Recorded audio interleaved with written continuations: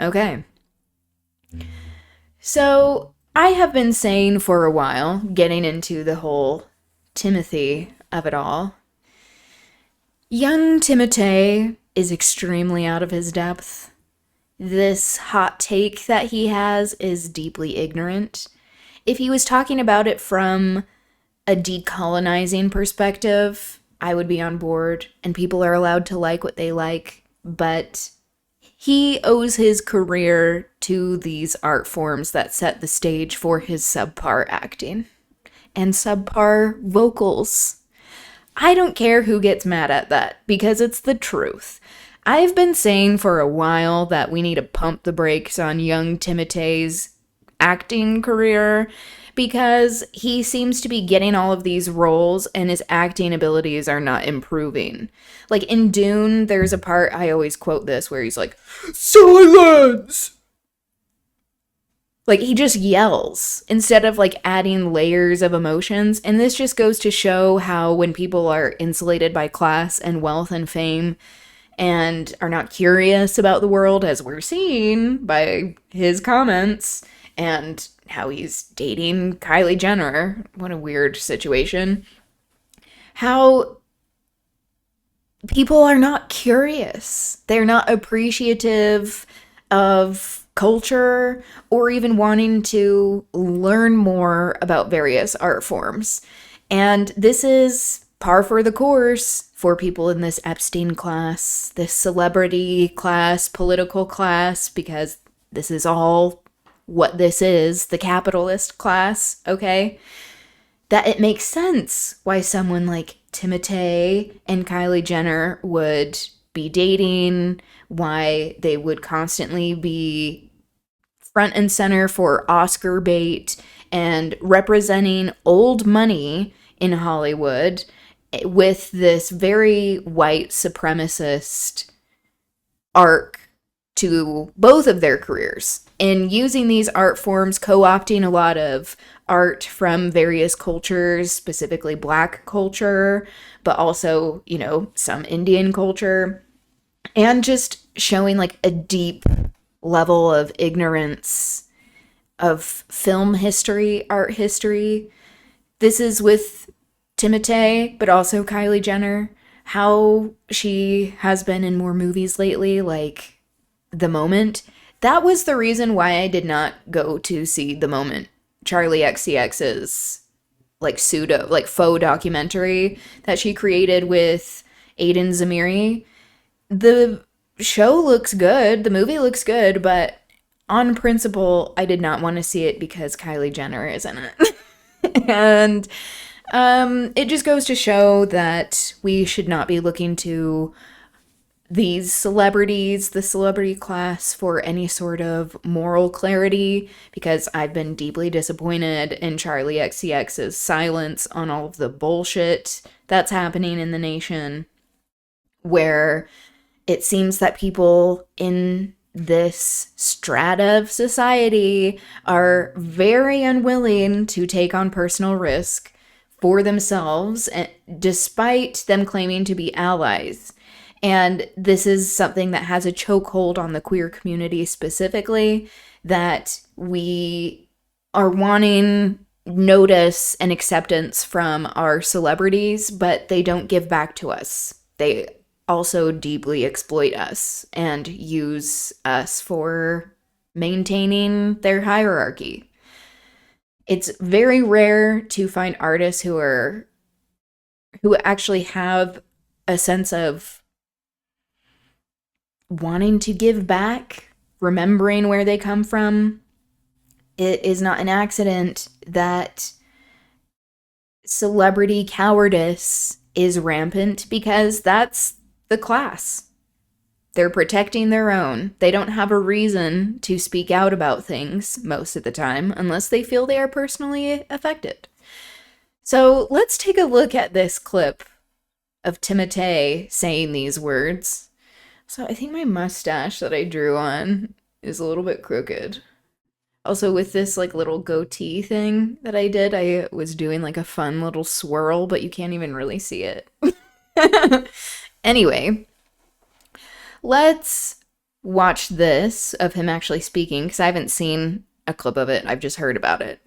So this is my first time watching this.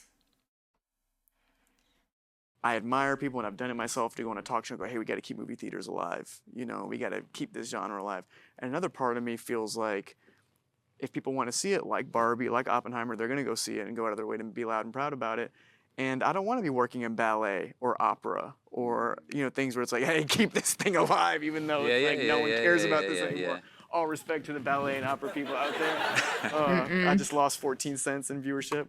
But 14 I cents. just took shots for no reason. That's not a shot. I hear what you're saying. Yeah. So Sorry.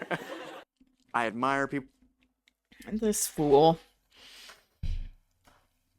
That's not a cool take. And he recognized immediately. He's like, oh, the audience didn't like that.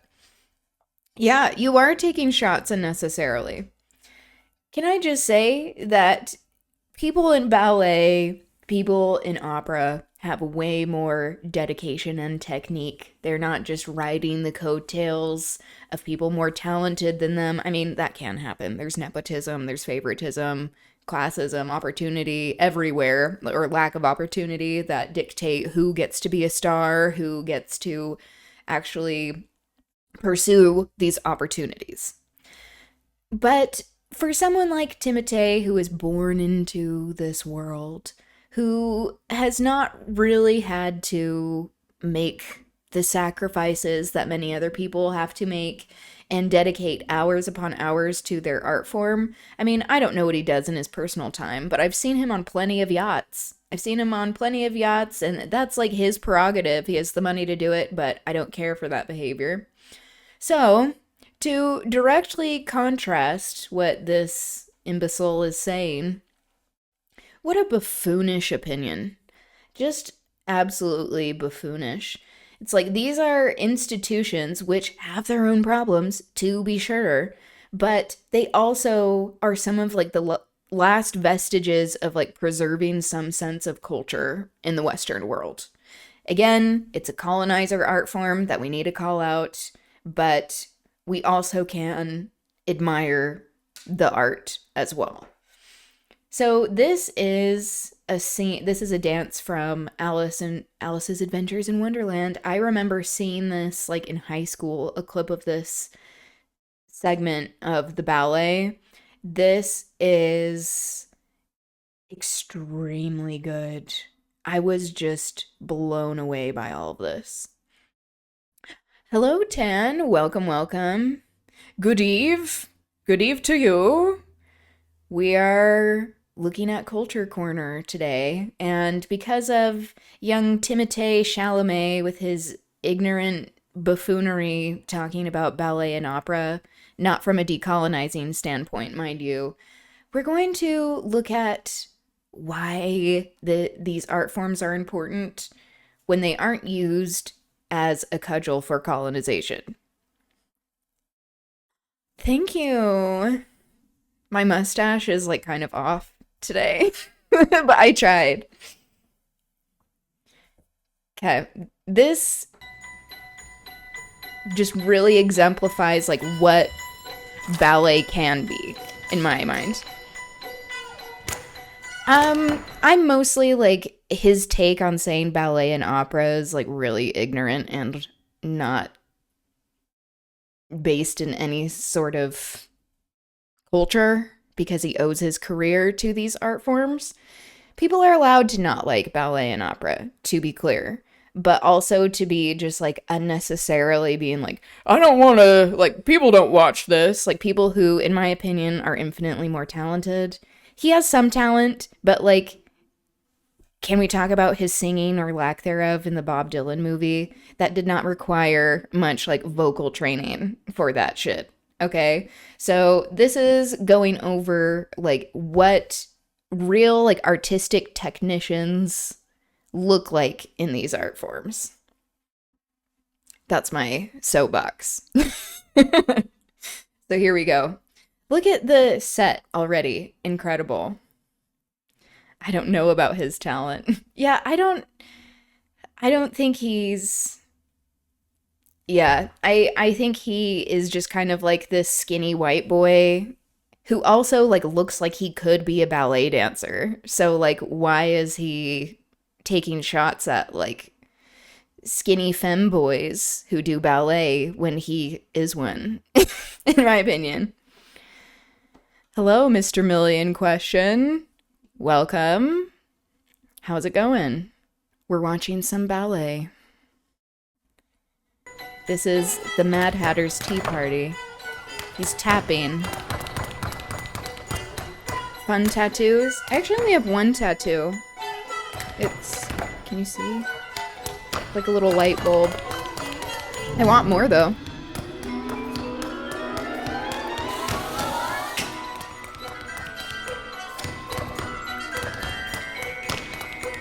Costumes are fun. Something that I think is cute about this is that like she has a little bob, and this is not as common in ballet. Normally people have buns. So I don't know if this is her real hair or if it's a wig. I would guess it's a wig. Do you dance ballet? I used to. I started at the age of 3 and danced until like 18, the age of 18. So like for a while I was on point shoes. I'm located in Utah. I did the Ballet West Nutcracker. That was something that it's a professional dance company in Utah.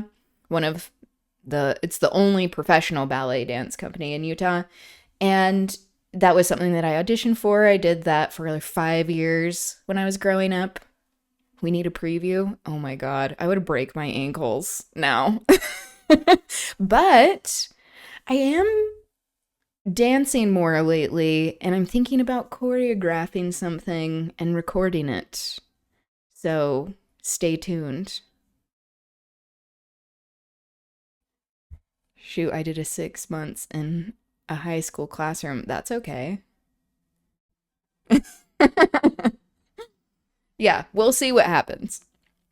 But I'll be sure to let you all know. I love incorporating tap as well. That's not something you really see in ballet. Do you see how she was sitting too? How she was up on her point shoes? That's so cute.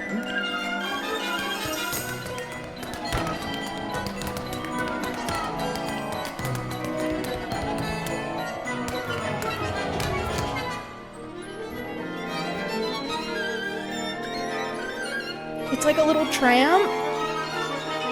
The little macaron.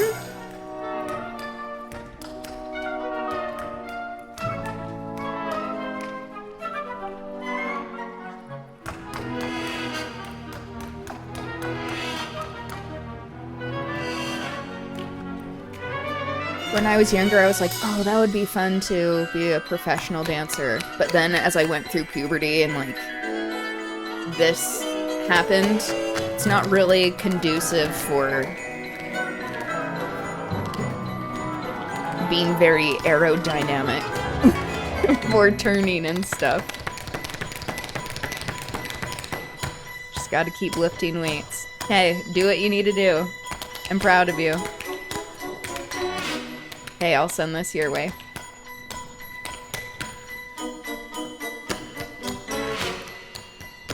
All of these lifts.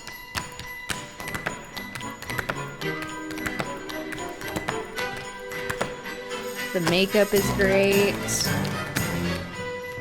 The costumes are as well. I like that she's in this like little purple frock. That it's not a typical Alice in Wonderland. This move.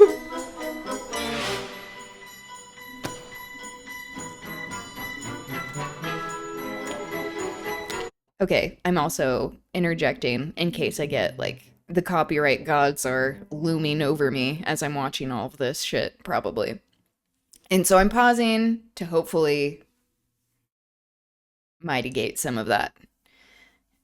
This shows, like, how, like, playful and fun ballet can be as well. Most of the time people think of it as very serious, and it can be. A lot of the time it is, to be honest.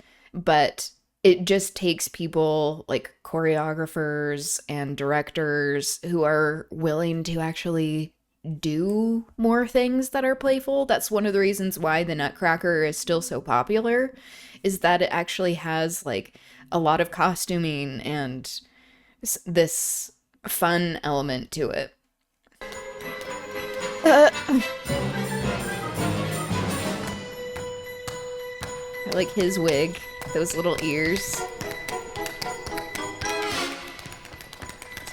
I think he's supposed to be the Dormouse.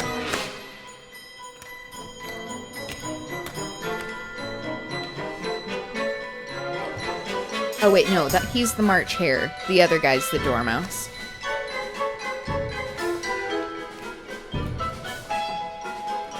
Yep, that's the Dormouse with the tail.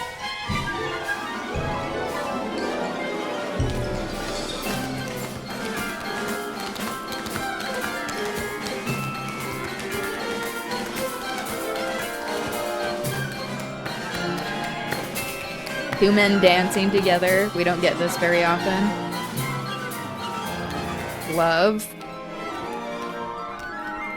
Alice in Wonderland is so fucking queer.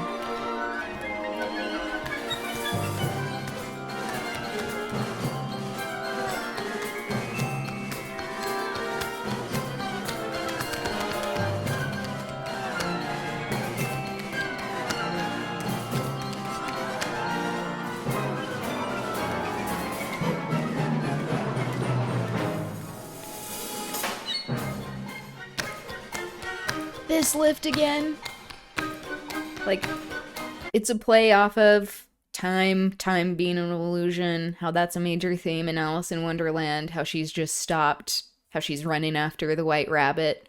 Also using the tail to kind of show like the moving hands of a clock. That's kind of what I'm getting from that.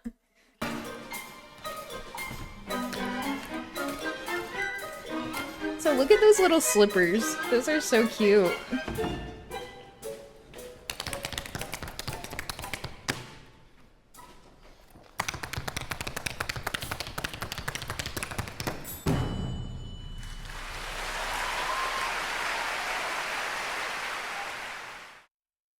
Okay, that's one number from this particular ballet that I enjoy. I highly recommend looking up other clips from this ballet. I'm going to show, as I was speaking of the Nutcracker, this solo, that is the Prince's variation, it's very short, but just to show more male talent and something that Timotei could never do. I'm so shady, but I don't care. Okay, so this is Michael Kirchmar. I don't know how to say that. But I have seen this, and he's very good.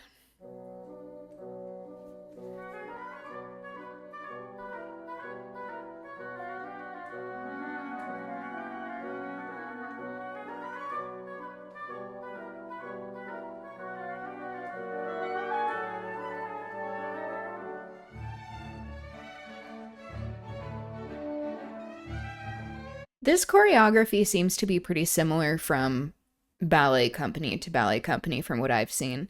Most people stick with their particular version, their choreography of the Nutcracker, because people are very, I mean, it can be elitist.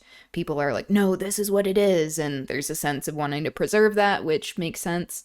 But this looks very similar to the Ballet West one that I was in, where there are a lot of tours, doing double tours, and leaps, these grand jetés and barrel turns as well that he's going to get into.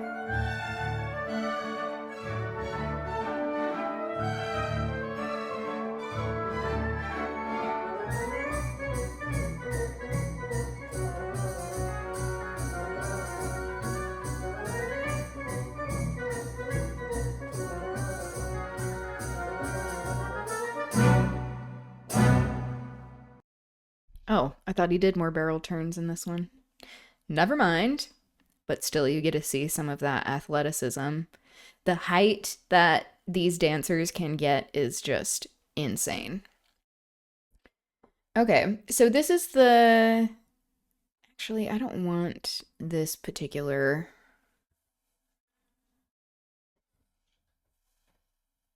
I don't want this particular number. So this is the pas de deux, which means like step of two in French.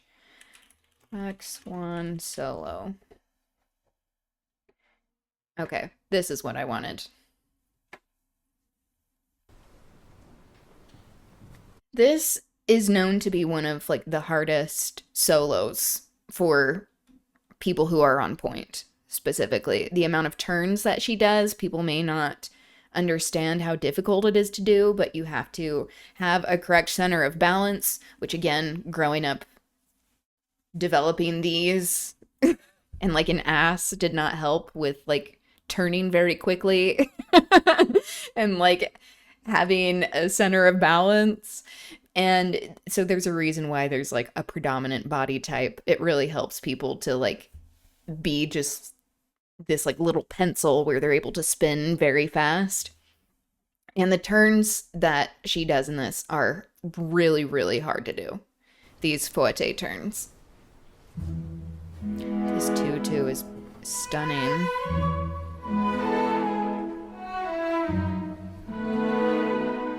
That is really fucking hard to do what she just did and made it look so easy.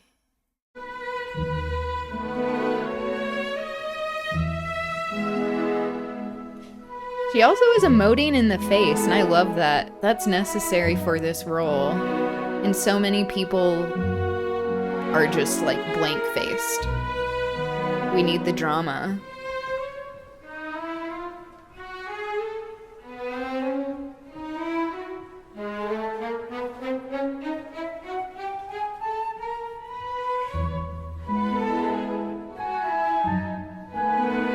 Stunning.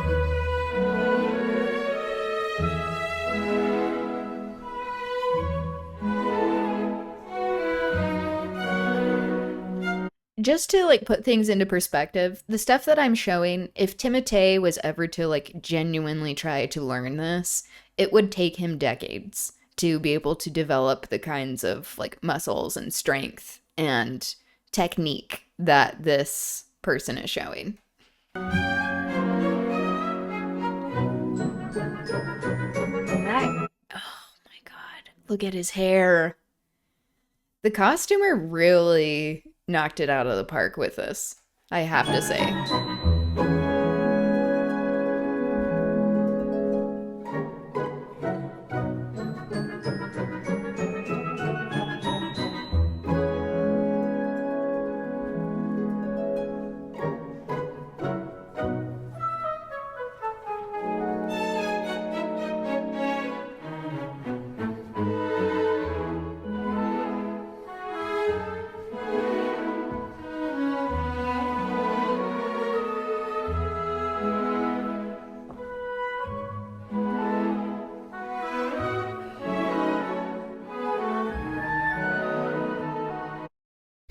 Yeah, like look at these headpieces. I mean, that Odile has on, the Black Swan, the Queen, the Ladies in Waiting. Beautiful. Doing these turns so quickly, maintaining your balance, spotting so that you don't like fall over is really hard to do.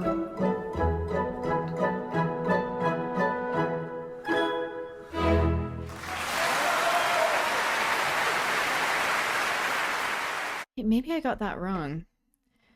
The fouette turns that is in the pas de deux. Let's check out this as well, just to see. Yes. Yes. Look how fucking high he's able to jump! Not gonna lie, he kind of looks like a young Gavin Newsom. At least with like the slicked back hair.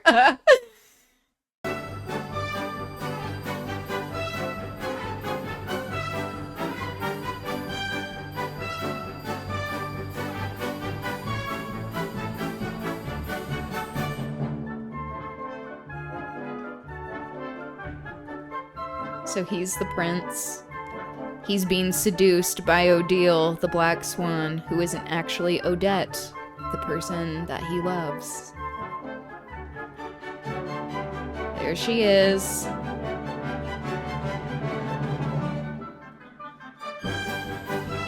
Oh, so this is a different Odile from the last video that I showed.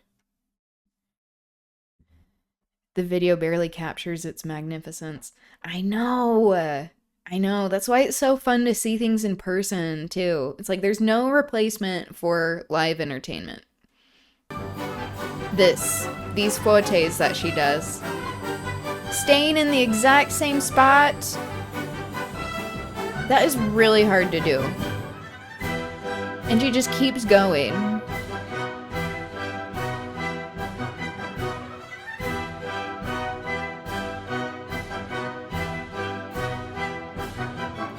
She does a double at the end. Okay, now his turns.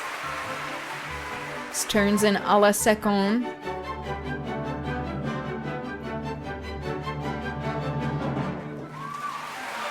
He almost lost it at the end. He saved that. This is also hard to do. It may not look like it, but having to move so fast with these teeny little steps means that you have to be extremely coordinated and have a really strong center of gravity.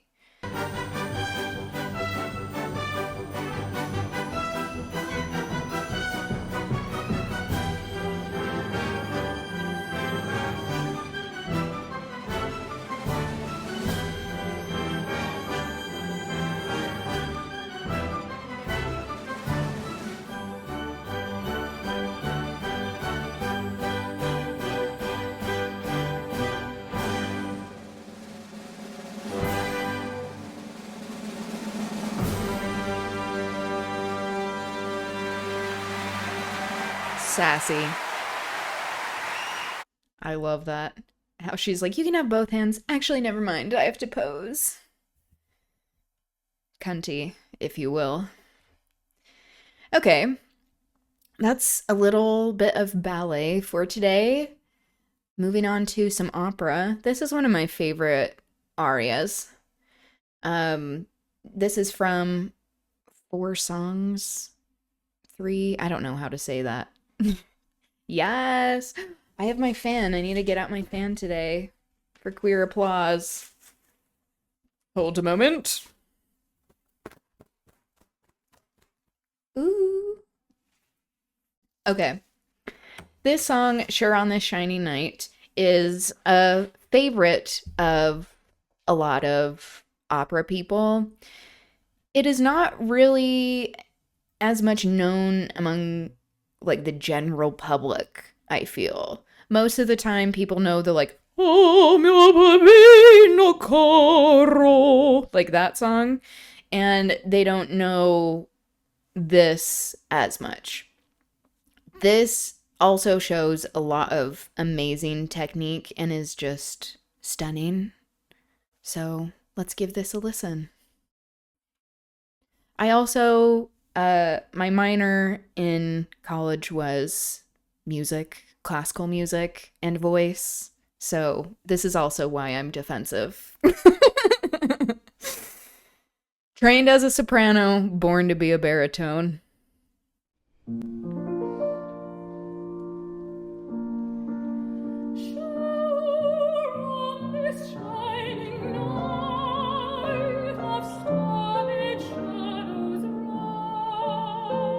Okay, that opening note at first was a little bit pitchy, but she saved it.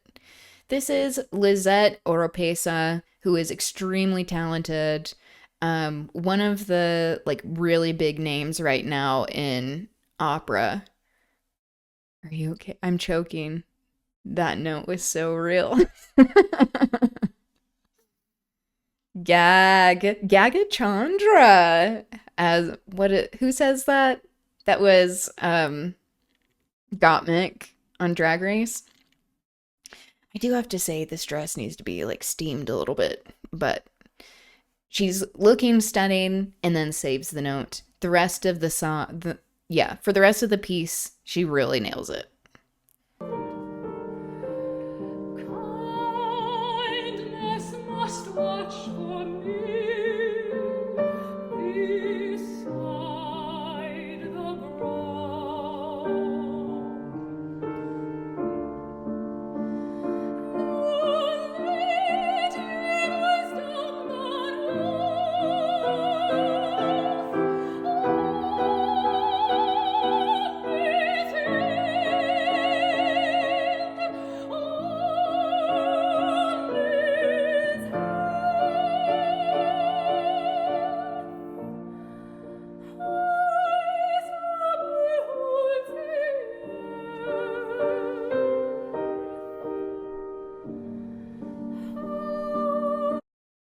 This song is extremely popular for people to sing for like competitions. So in the US, this thing that we have called solo and ensemble, that happens with public schools mostly. I think are charter schools, private schools included? Probably. They're usually, from what I understand, I did not see them at like finalist things. I'm so shady today. Anyway, I went to public school, and that is something that was just kind of built into the public school system. So like I also competed doing solos like with classical voice as well as like with choirs and with like duets and stuff with a friend that we would compete together.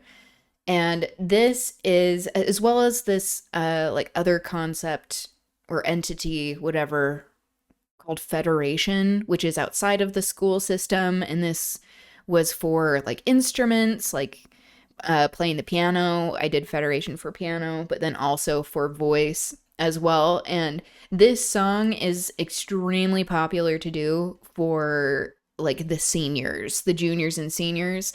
And anybody who is younger singing this song usually does not get good marks on it, even if they do a decent job, because the judges are so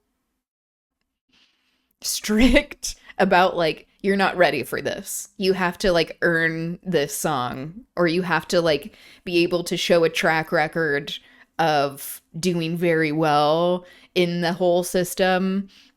Obviously there isn't like a rule set aside saying you can't sing this, but like if people sing this song and it feels like they haven't earned it, they will automatically be like docked even more because the judges are very possessive of this song.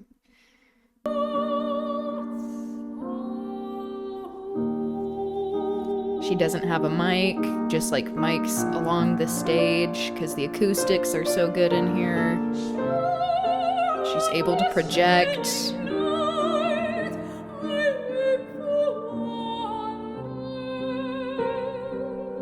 Using that diaphragm.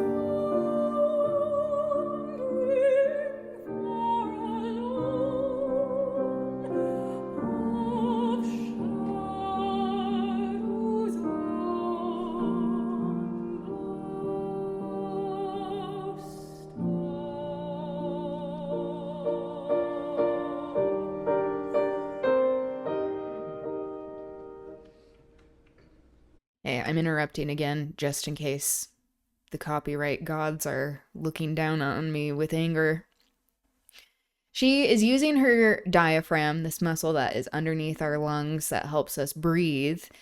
And this is something that singers do to actually strengthen their muscles and increase their lung capacity, as well as like be able to have a fuller sound, especially when it comes to people who are dancing. Like if you are able to have a strong diaphragm, good breath control while you are dancing, like that, it's game over for people, because it's really hard to sing and dance at the same time, which like people on Broadway make it look so easy. And this is like one of my biggest critiques of singers nowadays. I think especially like some of the pop girlies or like the pop people who sing live and sound really, really breathy and not necessarily in a good way. Like the other day I saw a video of Addison Rae's tour, and I was like, I like her music. I think her album's really good, and she's a good performer. She's a great dancer. She's not like a horrible vocalist, like she can sing, but because I think she focuses more on like fitness and like having energy that way to keep up dancing the whole night and not as much on like your diaphragm to support your voice. Her voice sounds like very thin and isn't able to like actually project. And this is like a common thing that I see with many people who don't necessarily come from like classical training, or even like this happens a lot, sad to say, with a lot of people who go from like the dance world into singing. they haven't paid their dues necessarily with like, oh, you haven't had the shaming of being like a theater person or like a like you like classical things as much and you just get to like jump into being a star. Okay. I mean, the world isn't fair, so whatever. But that's my critique. I'm like, if people were working on like supporting with their diaphragm their voice, that would make all the difference. I'm such a snob, though. I'm so annoyed when I talk about these things, but I also don't really care.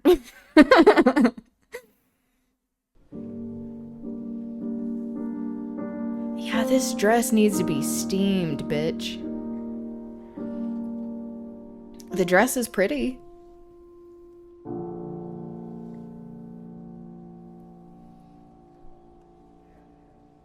Oh, I thought she had more.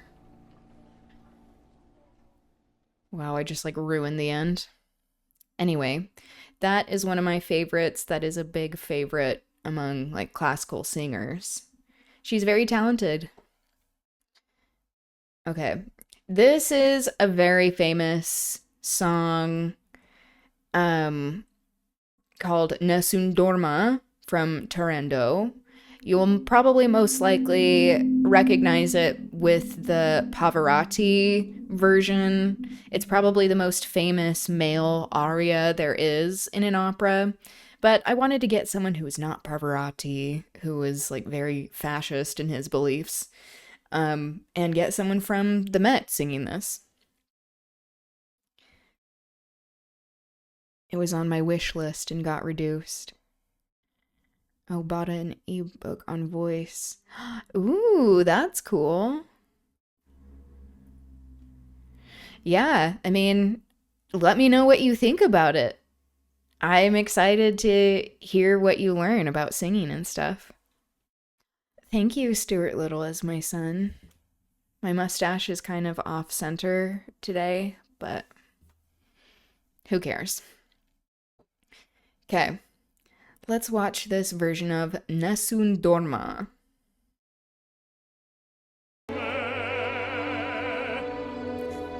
By the way, I'm doing this because I'm dragging young Timothée Chalamet and his buffoonish takes.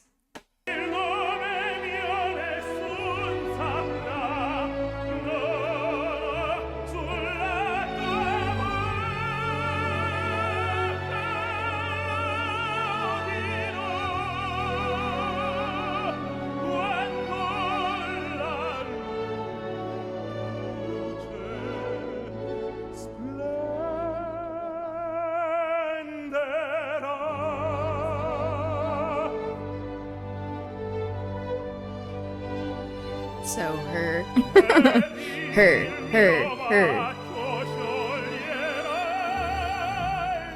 Look at this tunic. Look at this.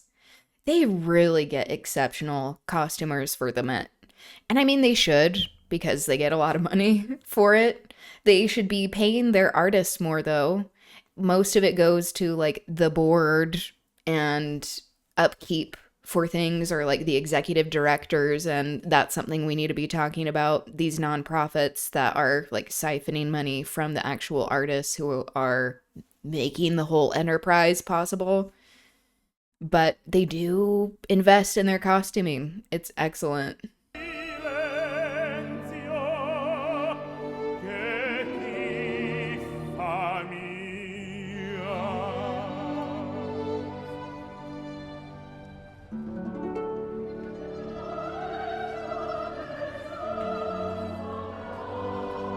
Oh, and it looks like they're actually placing this in an Asian context.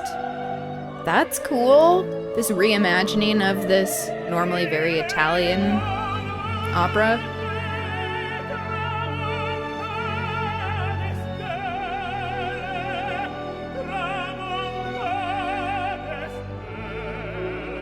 Again, not needing a mic. There are mics all along like the stage, like in the air in these big opera houses. But because they are built to have really great acoustics and the singers can actually project because they're using their diaphragms, that makes it so that they can fill up the entire space. All'alba vincerò, vincerò,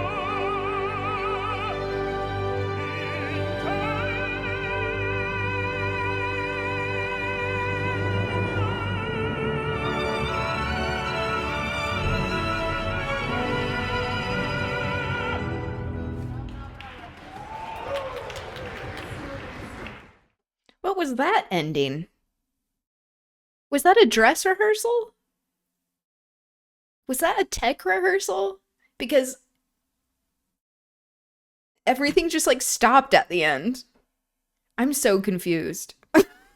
Wait, I have to have more information on this. Oh, yep, from an early dress rehearsal. Okay. What a stunning voice. I love that reimagining. Actually placing it, that's a form of decolonizing by placing it in a different context where you're actually casting people who are from this area to tell the story correctly.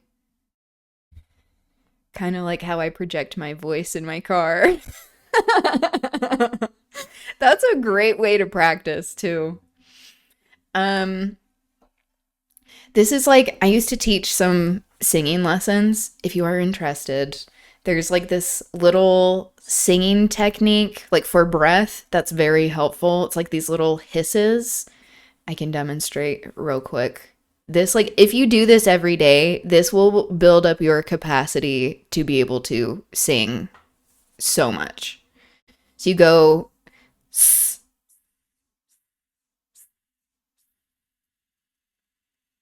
and then you just hold out the hiss for as long as you can. Doing this for like 10 minutes a day, it will make you sore for the first little bit, but that will go a long way. Okay. This is another very famous aria, the Queen of the Night aria from the Magic Flute. This is Mozart. The very, like, very high singing, or like that. Which is what we call a coloratura soprano. People who are able to kind of like dance along the tops of these very, very high notes, where when you are singing that high, it's not as much about like being able to hold out a note for a really long time. Especially when it gets to be this high, it's hard to do that. And so you have to like make it almost like thinner, still very resonant, but in order to like get that high of a pitch and project it out.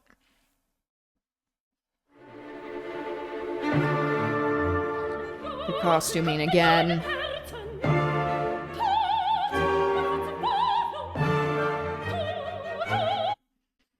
Look at this headpiece.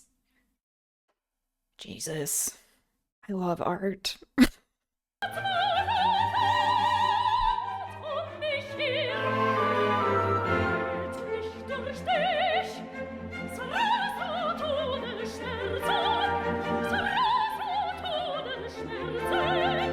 It's like this song that sounds like it's in a major key and she is like threatening her.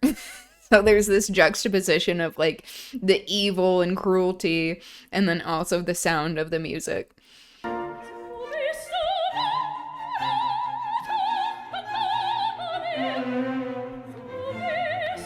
at these eyebrows. Very cunty. Do you see this guy's wig? Oh my god. What? What is happening? Far away yelling police siren and something like a coloratura soprano, low and high. I was stuck on how to describe this. Far away yelling, police siren. Yep. Yep, these could also qualify. Yeah, like how she has like her mouth like open in the sides. It's not just like, aw. In order to be able to get that high is really hard. These eyebrows I'm loving. And how she has like built-in gloves. Built-in gloves into her dress.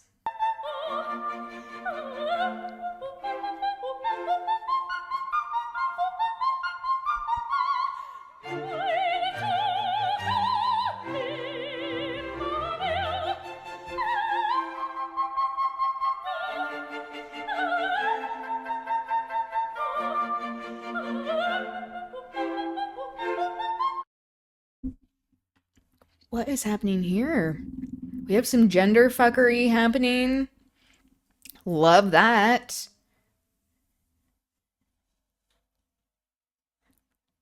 With this like bald look and a wig in a dress. We aren't sure what gender they are. Clearly, I'm a fan of this phenomenon.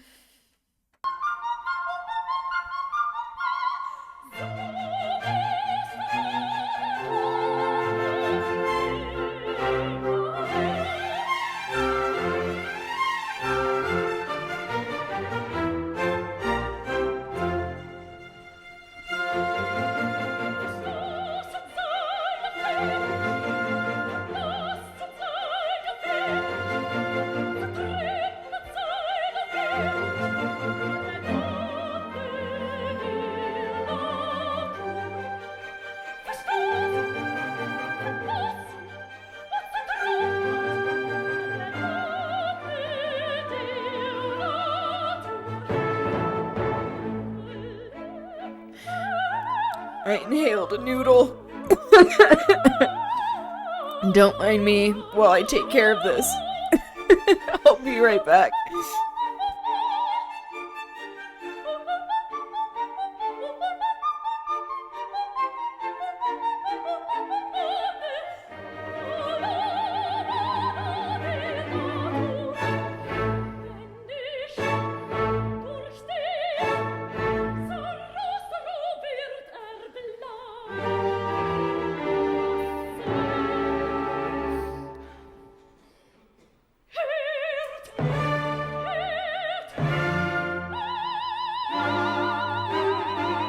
Okay.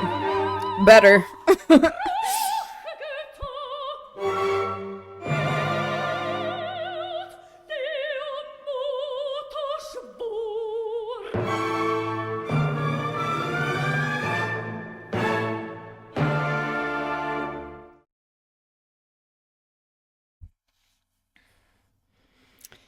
Cunty behavior.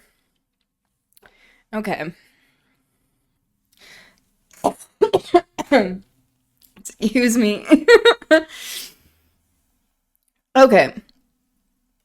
So now let us do a little bit of a transition into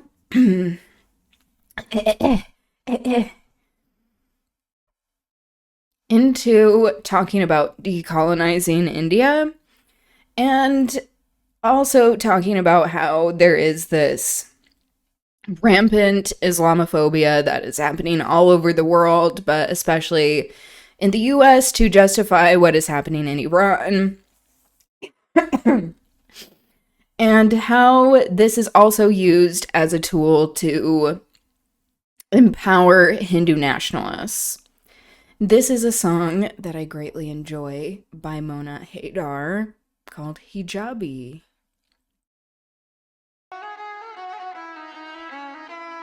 How's your cuisine brewing up? I'm trying more things slowly over time. What the hair look like? But Bet the hair look I really nice. need Don't to that improve. hair I'm look not so great good? at That feel cooking. too tight. Yo, what your hair look like? Bet your hair look nice. I'm going How to long improve your this, hair is, though. You need to get your life. You only see Oriental. You steady working that dental. You popping up at the lip and run your mouth like a treadmill. Not your exotic vacation. I'm bored with your fascination. I need that paper, paper, paper. If you want education. All around the world, love women every shade and be so liberated. All around the world, love women every shade and power run deep. So even if you hate it, I still rap my hijab, rap my hijab, rap my hijab, rap my hijab. Keep swagging my hijab, swagging my hijab, swagging my hijab. hijabi, swaggin' my hijabi. Me and my hijabi ladies, we was born in the 80s, so pretty like the Euphrates and party like some Kuwaitis, deeper than some diplomas, current like some hot yoga, taking back the misnomers and teleporting. All of the styling for everything, how like all of these shots, the colors that are used, how everyone is placed, the dancing, excellent. Trauma, teleporting through trauma, teleporting through trauma. I've been stacking my karma, Nefertiti, no drama. Make a feminist planet, woman haters get banished. Covered up or not, don't ever take us for granted. All around the world, love women every shade and be so liberated. All around the world, love women every shade and power run deep.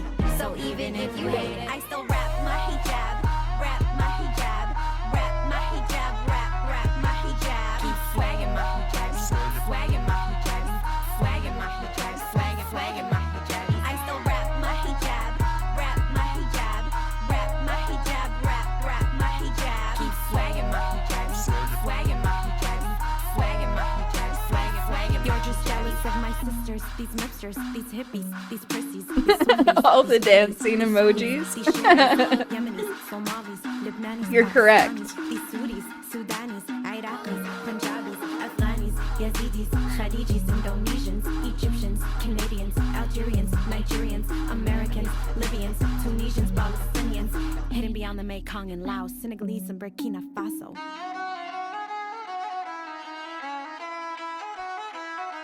Yes. The slight shoulder movement. Fierce. So fierce.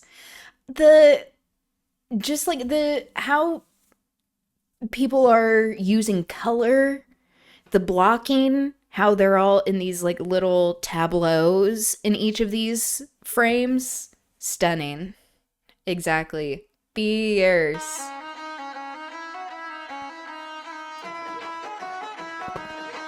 I still rap My hijab. rap My hijab.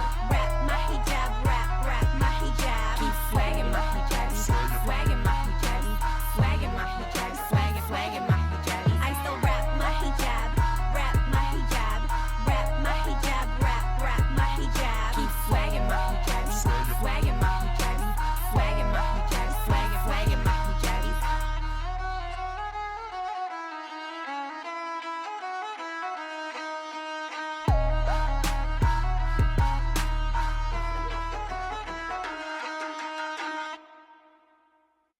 Love. Yeah, the color theory of like all of the styling that everyone is in, the locations that they're at, like looks so good with their skin tones, with their features. Just we're doing high art here. Okay.